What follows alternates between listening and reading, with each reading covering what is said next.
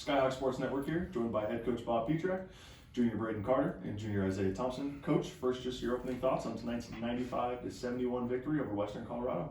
Yeah, I credit Western a lot. You know, they're the lone wolf in our league, and they got to play on back-to-back nights. And you know, they played a fresh Fort Lewis team, which the league's doing away with the lone wolf as we move forward. So I thought that their kids and their coaching staff fought really hard all night.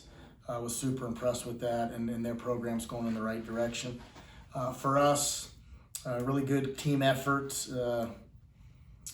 You know, it's hard to score 95 points against anybody, but was happy with our offense, and we shot, what did we shoot, 53% for the game roughly, so happy there. Thought our defense in the second half, keeping them at 38% shooting and forcing 17 turnovers overall, was the difference in us keeping our gap and then extending it at the end.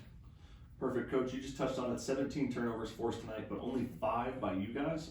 You know, stat sheet only shows 7 assists, but when you have 4 guys in double figure scoring, all 10 of your guys scored at least 5 points or more. I mean, talk to me about the focus and just locked in intensity across all 10 players. Yeah, well, turnovers are highly frowned upon here. So we do not want those. So that is good. 5 would be a very good number every game. But you know, our depth is fantastic. I don't know how many guys we had in double figures, but it looks like it was 4. But again, spread out, and everybody in the 10 contributed on the offensive end. And again, it's another night where we shoot over 50%, and that's the benchmark for us. Feel if we can do that and then keep teams under 70, we're going to be in a good position to win all the games. Perfect. Zay, we'll go right over to you. 18 points tonight, led the way. Biggest thing that jumps out is you were 8 for 8 from the floor, and I mean, you take away a missed free throw, 2 for 3 at the line, and you're just about perfect on the night. Can you talk to me about how you were feeling? Yeah, I felt good going into the game. I was taking way closer shots, not really threes or mid-range shots today. I was getting really inside the paint and just going to the rim, getting later, so I feel really good around the rim. Braden, kind of the same question to you. 4 or 5 from the field tonight, 12 points, almost perfect down low. You guys dominated the Mountaineers, 48-20 on points in the paint. Talking about your guys' success down in the post. Yeah, just looking for ways to post up, looking for different areas I could get the ball, and just getting layups, using my strength to get to the rim. Perfect. Coach, 29 made free throws tonight on 36 attempts. I know you guys have struggled the last couple of games. Can you talk to me about the focus in practice that really kind of flipped the script tonight? Well, just like any other team, we work on the free throws in practice, but you know, a lot of things offensively are contagious, and free throws are contagious too. So when you're making them, it seems like the team makes them, and if you miss them, you know, then everybody gets a cold. But tonight, I think Miller started it off, making a bunch of free throws, and away we went. Perfect. I have one more question. What was it? You know, 4 guys in double figures. Like I already mentioned, all 10 guys that touched the floor scored 5 points. Tonight, you guys dominated off the bench, I believe, matching your season high of 49 points to Western's 25. You know, it's one thing to have a couple games where I think all 10 guys come out and really dominate the floor, but you guys have been sustaining it for weeks on end. Talk to me about what goes in as a coaching staff to making sure that all 10 guys stay locked in, stay ready, and you know they're able to go out there and produce with the minutes they have.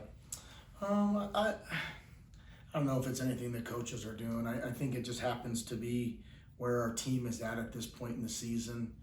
You got a lot of hungry guys that are just, you know, trying to continue the success, but we also have a lot of veterans. You know, although we have a lot of us are, you know, a lot of transfers this year, but a lot of them are veteran basketball, collegiate basketball players that understand that if you don't play, you know, if you don't bring it, you're going to lose. And that's just bottom line.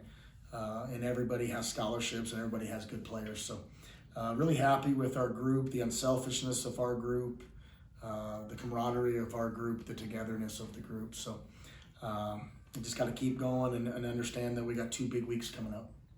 Perfect. We'll keep kind of the same question. Kind of want to hear it from the players.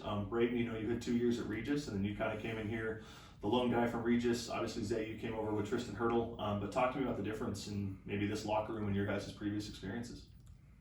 From my previous experience, I feel there's a lot more energy here at Fort Lewis.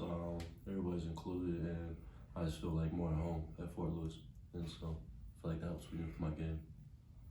Yeah, my experience here is it's a way better feeling just on the court and with the team than I was over at Pueblo. It's a more winning environment. Everybody has the same goal. Not everybody's just down about everything. Just that focus on one thing, and that's winning.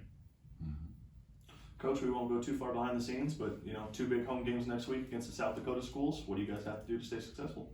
Yeah, we just got to keep playing the way we're playing. We got to get better defensively each week, and then keep. We got to share the ball a little bit better. And listen, it's going to be end of February coming up. So I think anybody that follows college basketball, that is a college basketball fan, that plays college basketball, coaches college basketball, understands that as this thing starts getting down to the wire, the stakes are very high, the games are very competitive. Then the calendar flips to March, and then it's even more valuable. Perfect. Thank you guys. Thanks.